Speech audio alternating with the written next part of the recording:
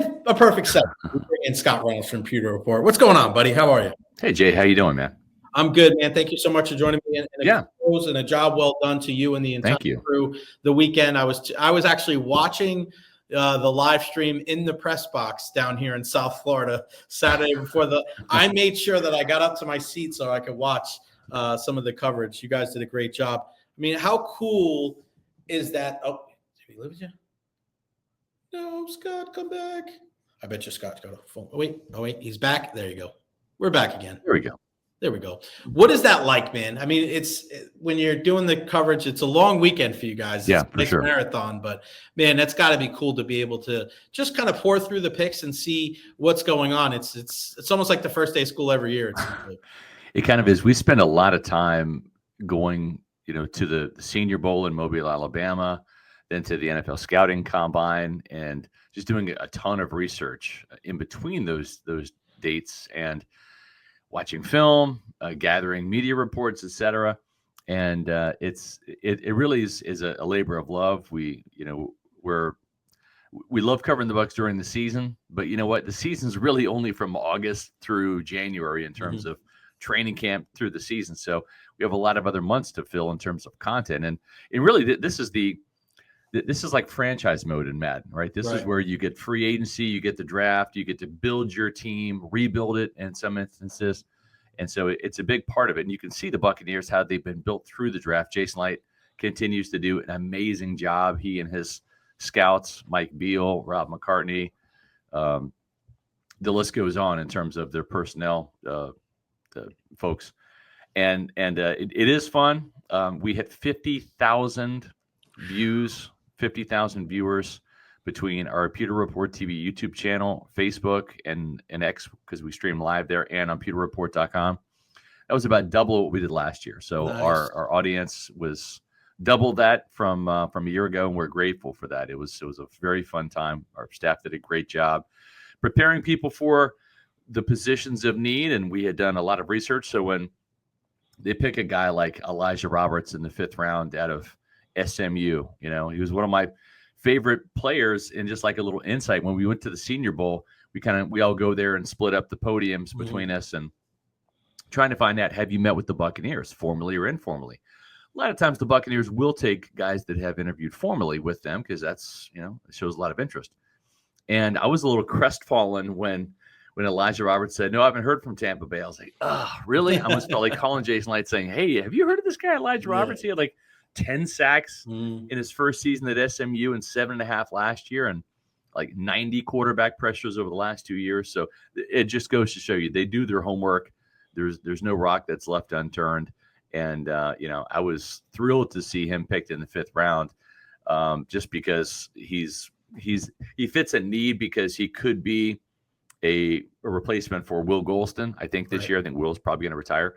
And then also, too, maybe that defensive tackle number 3 behind Kalijah Kancey and Vita Vea, because Logan Hall's entering a contract year. And this is essentially like a eventual replacement for him, probably. Yeah, this is obviously following Pewter Report during the season is something you always want to do. But this is, to me, what sets Pewter Report aside from everybody else, because of the in-depth coverage and just you guys always go the extra mile, which is fantastic. When you just mentioned Roberts, is this class different than years past as far as I feel like there's a lot of guys this year where, you can look at projectability or production. I think you look at guys, what they did in college, but of course they have to be able to kind of translate that to the next level. I feel like there's a little bit more of a production type draft than a projectability type draft. Do you agree with that sentiment? Yeah, and I think Jason and his staff have done a really good job over the last 5 years or so of really kind of mining day 3 and finding some gems. It's disingenuous for me to say that those used to be throwaway picks, but for every team, your chances of making the team as a first rounder it's 100%, right? Like you're not going to cut a guy after you spend a first round draft pick on him that year. Second round picks are going to make the team. Third round picks are going to make the team. Fourth round picks, usually given the benefit of the doubt, right? But your day 3 guys, 5, 6, and 7, they're not locks to make the team, right? They might be practice squad candidates, or they may not just be good enough, whatever. And I don't think the Buccaneers used to do a very good job of hitting on some of those day 3 guys. And guess what? If you have a draft where you have 7 picks, the Bucs had 6 this past year. But I mean, that's 7 players you can add to your team. And the first round pick's going to be more talented than the 7th round pick, but it doesn't mean the 7th round pick can't make the team and can't be a productive player. And I think we're starting to see now over the last several years, guys like Kate Otten drafted in the 4th round, Zion McCollum drafted in the 5th round. Servassier Dennis was a 5th round pick. You look at this year's Bucky Irving was a 4th round pick. You're looking at this year's David Walker. That's a very exciting pick in the 4th round. I think he's a stud pass rusher. 7th round pick, Tez Johnson. Why not? Right? This is at very worst, he's going to be the punt return maybe favorite. I don't know that Trey Palmer has done anything to hang on to that job. And maybe wide receiver number 5. So I like the fact that I think they get some steals on day 3. It kind of completes the draft class.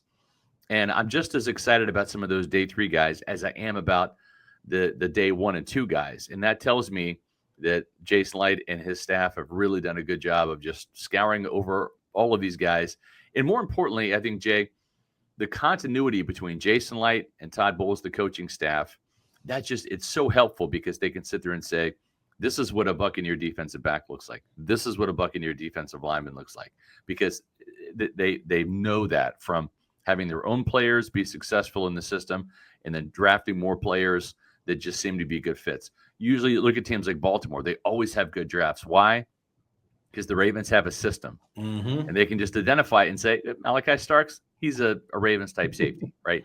And that's how good teams continue to draft well and continue to stay good is just having that consistency and that continuity. I'm so glad. I mean, you couldn't have said that any better, because we heard it last year when they picked Nate Wiggins out of Clemson. It was like, that's a Ravens guy. And I heard it during the draft this year. I forgot what channel it was on, but when somebody says that's a Buccaneer type guy, that's way more of just a tip of the hat, not even to the draft class, but to the organization as a whole. It's not even the team, it's the organization. That's the type of, and I think it goes deeper than the player, Scott. I think it's the person. It's the person that they bring in. Let's go to the top. I want to get your opinion on Egbuka, because I am, one of the, I know a lot of people, I love what Jason Light did in the draft class. I understand it. But I also look at the situation where, they didn't get a linebacker. They could have got some other guys in the pass rush. I know that who they did get. And the fact that if everybody's healthy, your number 1 pick could be wide receiver 4 week 1. I understand why that you make a pick and you're looking at the present and also the future, but just what else am I missing here? Because I don't hate the player at all. I love the player, but I just wonder, he could have a good rookie season, but could they have gone in a different direction? Could they have traded down? I'm not a sheep. You know me. I'm looking at it from a lot of different ways. But just take me through your mind, your thought process of the first pick. There's a lot of ways to look at this. A lot. I did a 10-minute video, and I'm not going to spend 10 minutes on it. I'll give you the Cliff Notes version on a Pewter Pulse video I did for Pewter Report TV, kind of breaking down all of the ways that Emeka Egbuks can help this team. Here's just a couple right off the bat. Go back to that Commanders loss in the playoffs, right? Commanders were averaging 30 points per game, right? And you saw them, go up to Detroit and shellac the Lions, score over 30 points in that game. Tampa Bay's defense held them to 20 points.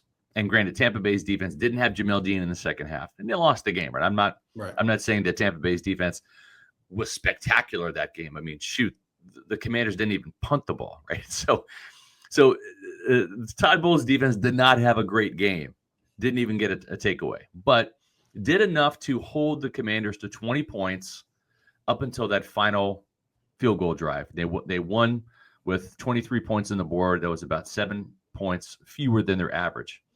But part of the reason why they lost was not just Todd Bowles' defense, it was the Bucs' offense.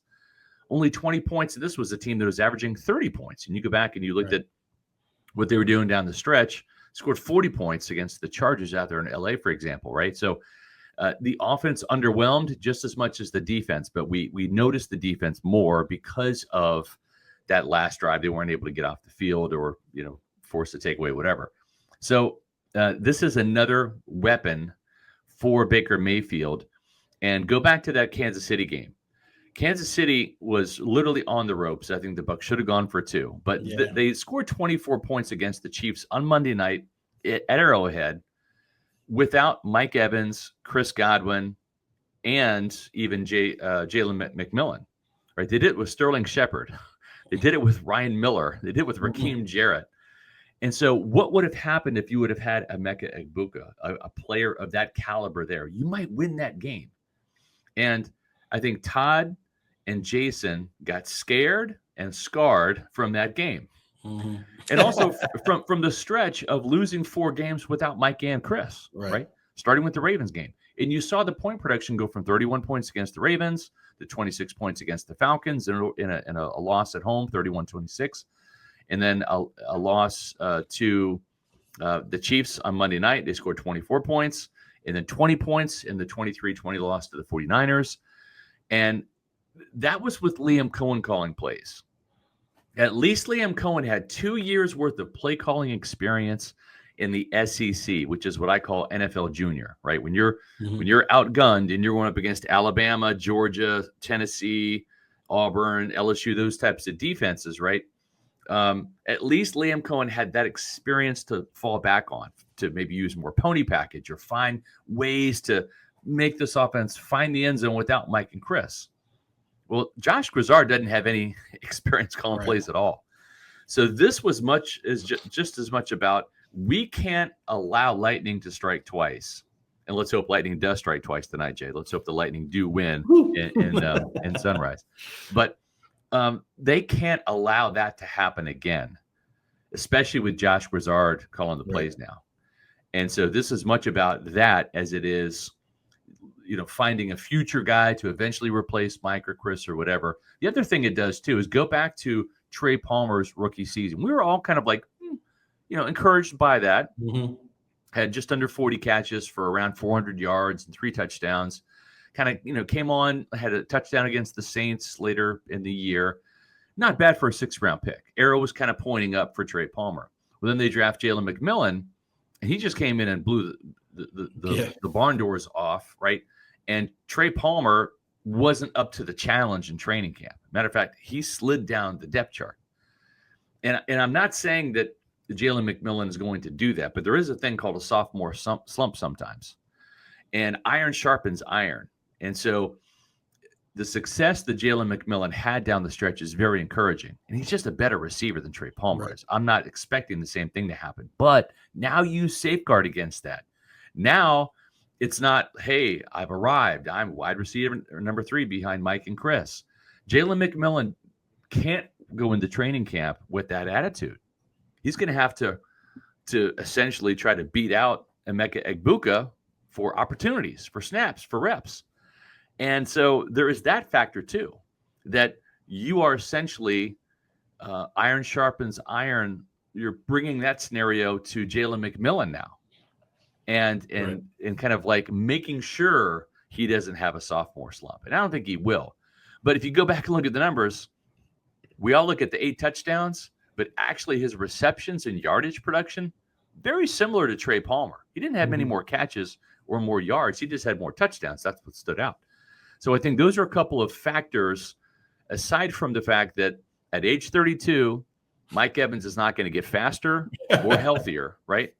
And coming off an injury at age 29, Chris Godwin's not going to get faster or healthier. And this is also a safety net just in case Chris doesn't return to form or maybe even return by week 1. Go back to the last time he had that knee injury. It was at the start of the 2022 season, right? What happened on the very first play of the Cowboys game? Chris Godwin had like a 25-yard catch. You're like, oh, Chris is back. Literally the first play. Chris Godwin is back, 25-yard, catch and run. And it looked good until he pulled his hamstring in the second half. Then he missed the next game against the Saints because of the hamstring injury, because he didn't get enough work in training camp. Right. So you also have to safeguard that. Just because Chris Godwin's back for week 1 doesn't mean that, A, he's going to be back to being Chris Godwin, and B, not to say that there's not going to be some sort of other injury because he hasn't gone through the full OTAs, the full training camp to fully prepare himself for that. So that's another reason why he's an insurance policy in the slot, just in case Chris isn't back to being Chris. Love that. Yeah, and I said too, for Chris's sake too, he signs with Jacksonville and New England in the offseason. He's going to be doing whatever it takes to get there week one. Yeah. They're not going to be feeling they're not going to want to wait. They want receiver one right now.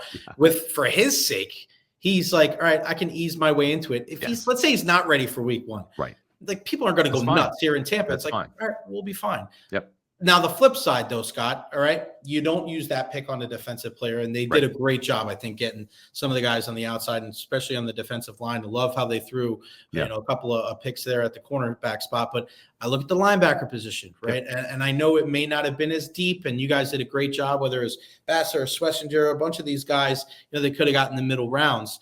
But is there any concern now? Because we talk about safeguarding for injuries. Yeah. Well, Servassier Dennis, I think you and I may have seen the grass at Ray J maybe a little bit more than Servassier did last year. So what's the plan now? Can they really feel confident going into this season with Walker and with him and with Levante? I mean, how do you see them addressing that inside linebacker position? Yeah, every team is not going to fill every need with every draft, right? That's just how it is. There's going to be one or two positions where, unless you have a buku amount of picks, and sometimes it's not even that. You look at this year's linebacker class, Jay, there were 4 linebackers, inside linebackers, taken in the top 100. That's not a lot. Mm-hmm. So it just goes to show you this was not a deep linebacker class at all. So maybe the temptation is to take one. Neither Jihad Campbell nor Carson Schlesinger were selected by the Buccaneers, and you look at what the league said those players were. Number 31 was for Jihad Campbell. The Eagles took him at the end of the first round, and then Carson Schlesinger was taken at number 33 with the Cleveland Browns, first pick of day 2. So if Jason Light was going to take one of those two, and it wasn't going to be Campbell because they had medical red flags on him, and they didn't like Jihad Campbell. I mean, I know that he was the most mocked player to Tampa Bay, but they didn't have a first round grade on him. Would they have taken him at number 53 in the second round? Probably. But he got drafted 20 some spots ahead of that. So they would have probably had to trade down if Carson Schlesinger was in the mix, let's say for round 1. You can't take him in 19. That's over valuing him, especially with Emeka Egbuks like this high on their board and everybody else like down here. That would have been bad value. So to answer your question, they're going to have to kind of roll the dice a little bit. They do like Anthony Walker. They feel he's closer to, say, Kevin Minter than KJ Britt, right? Okay. Whereas if you remember in 2019 when Devin White hurt his knee in the second game of the season against Carolina on Thursday night, Kevin Minter stepped in for a couple of games, actually played pretty well as like a spot starter. And they feel that way about Anthony Walker. He could be that type of player, more athletic, better in coverage than KJ Britt. Is he the answer? No, you don't want him for 17 games as your starter, but he is more of a Kevin Minter than he is a KJ Britt. And then Deion Jones showed this team enough in coverage, especially, that he could be inside linebacker number 4. And keep in mind, too, Jason Light has been known to add some players right before the start of the season. His first year, he picked Jaquez Smith, defensive end, off the waiver wire right before the start of the season. Smith ended up having 7.5 sacks that year, and I think was either the second leading sack. I think it was the second leading sacker behind Gerald McCoy, and then did the same thing with a former third-round pick out of Cleveland, Carl Nassib. Picked him up off the waiver wires right before the start of the 2018 season. He ended up seeing a bunch of playing time over 2 years, 2018 and 2019 in Tampa. Then he signed Leonard Fournette right after he was cut right before the start of the 2020 season by the Jaguars. So what I'm saying is we're not starting the season tomorrow. They could find another linebacker to throw in the mix with Servassier Dennis to compete for that spot. You're going to see some players get released after rookie minicamp, some veterans, because they like the players that they got that were younger and cheaper on these rookie deals in the draft. Yeah, you bring up a great point, because I remember years ago there was a 4th round pick that thought maybe they'd get some playing time. in a Quan Alexander, because remember the Buccaneers signed Bruce Carter from the Cowboys, and I was like, okay, and I'm sure you were there that day. And Lovey, I think it was Lovey, right? Lovey goes, this Quan Alexander guy, he's jumping on fumbles. He was like, I think he might start. We're like, what? And then Quan Alexander took the world by storm. He did. I mean, I know there was it was a great draft class, but when Parrish goes off the board, I go, oh my gosh, a K-State guy. Scott Reynolds got to be so happy. Yeah, I mean, I like Jacob Parrish. He's a good player. I didn't stand on the table for him. I understand why they drafted him. I'm not poo-pooing the pick. I like Jacob Parrish. He's going to have to make a transition to nickel. He played some nickel at K-State. Tough, feisty guy and run support. Good tackler. He's kind of an ankle biter. He's a small guy, but you know what? As I would tell my kids and Pop Warner when I was a defensive coach, like if you wrap up their legs, they're not going to break the tackle. If you tackle high, you might get stiff armed or whatever, right? So he's a very good form tackler. He does go low and he'll grab the ankles. And then he's got some ball skills too. I think 14, 15 pass breakups over the last couple of years, and 4 interceptions as a sophomore, 1 interception last year.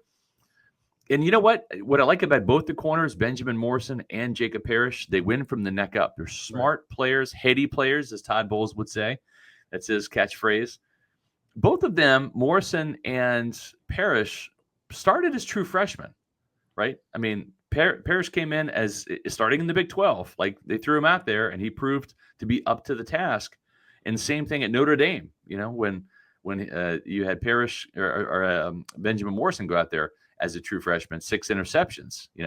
So I like the fact that these guys have played for big time programs, gone against big time wide receivers, and they've done it without having to really, have to wait and bide their time. They were able to step in right out of high school and make impact plays. And I think that speaks to how quickly they can assimilate themselves in Todd Bowles' system.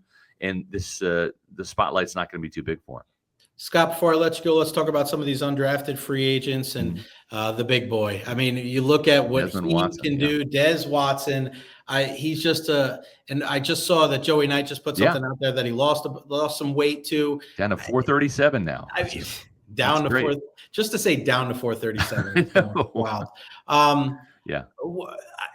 You dream about tush push stopping Vita Vea and Des Watson in the middle. Tell me about the prospects he has to make this team and to contribute, and how he can contribute, and maybe some of the other UDFAs that are standing out to you. He's got to really make the team probably on the practice squad first, right? I mean, the conditioning, the NFL level, he's not going to be pushing around sophomore guards from South Carolina. He's going to be going up against grown men, and there's a difference. He probably, I haven't heard this from the team, but I mean, it would be kind of foolish to think this guy has to be under 400 pounds to really give himself a chance. Right. And as I said in my Peter Pulse video on this topic, I think this is kind of like a 1-part humanitarian aid mission from the Buccaneers, because at 464 pounds, I don't care who you are, that's not healthy. Like you're not going to live that long at that. And he does have an admitted eating disorder. There's no doubt he's addicted to food. He said that. I'm not, casting aspersions on him or anything. This is the truth. No, yeah. So the fact he's down to 437, it's heading in the right direction. And the thing is, Jay, if he had come to Florida at 450 and he was down to 400 by the draft, you think, okay, guys, moving in the right direction and all of that. But he was 464 at his pro day a month ago. He gained weight in college. He didn't lose weight in college, right? So he does need some help, and you have to think that the sports science, the nutritionists at Tampa Bay will help him. And I think the other thing that really helps is Vita Vea is his idol, his football idol. And Vita struggled with weight problems. So you're putting him in the best situation where he's used to playing in Florida. That's at least a plus. Not this guy coming from Wisconsin where he's going to literally just be out there roasting on the field during training camp. He's been in the swamp, so he's at least acclimated to that. He's from Plant City. But I'll say this too: when you look at Vita Vea as a mentor to him, Vita lost weight last season, came in the best shape, had a Pro Bowl season, just all of that. There's a chance that this kid maybe does something. We're all rooting for him, but he's got to lose the weight for him first and then for his football career next. Guys to keep in mind, John Bullock, the linebacker from Nebraska, J.J. Roberts from Marshall, the safety. I think he's pretty good. Jake Minor, the offensive lineman. They really like the offensive lineman that they signed, that Ben Chukwuma. He got the highest. They gave him money, man. Yeah, he got the highest signing bonus, guaranteed money. He's got like $300,000 guaranteed. So he's pretty much guaranteed at least to make the practice squad, Ben Scott's the other one. So they like their offensive lineman for sure. And I would say maybe J.J. Roberts, the Marshall safety, he might have a chance. Probably more than Shilo Sanders does. No Shilo, huh? Why did the Bucs do that, Scott? That's a good question. I have a theory. But I have no evidence to back it up. Okay. I just know that Drew Rosenhaus has a tremendous relationship with Mike Greenberg and with Jason Light. Mm-hmm. Drew has butted heads with other organizations. Tampa Bay has not been one of those. Shaq Barrett, for example, was a client of Drew Rosenhaus. So sometimes agents ask for favors, right? I'll help you with this contract and this guy, but you owe me one in the future. This may be one of those instances, right? Because I know there's some people in the building that were like rolling their eyes over the signing. We'll see. Listen, at the first sign that this kid's ego is a problem, he's gone, right? I mean, he's not going to come in and wreck the locker room. You're not going to wreck a locker room that is Levante David, Antoine Winfield Jr., Tristan Wirfs, Mike Evans, Chris Godwin, Baker Mayfield. There's just too many people rowing the boat in the same direction for you to come in and not grab an oar and do that. And if he doesn't want to grab an oar and be part of the crew, then he's not going to last long, No doubt about it. PewterReport.com. They got the reaction videos, the undrafted free agent tractor, the Pewter Pulse videos, and of course the mailbag SR's Fab Five. They got it all, man. Again, no better time to follow Pewter Report. It's not even in the middle of the season. As Scott said, they're August to January, but not Pewter Report. It is 365 days a year, churning out big time content and doing it like nobody else does. Scott, I appreciate you, my friend. Hell of a job, not just this weekend, but all the time. Great. Send my love to everybody over there, and we'll talk to you again soon, buddy. Always a pleasure, Jay. Go Bolts. Thanks, buddy. Go Bolts is right. The one and only.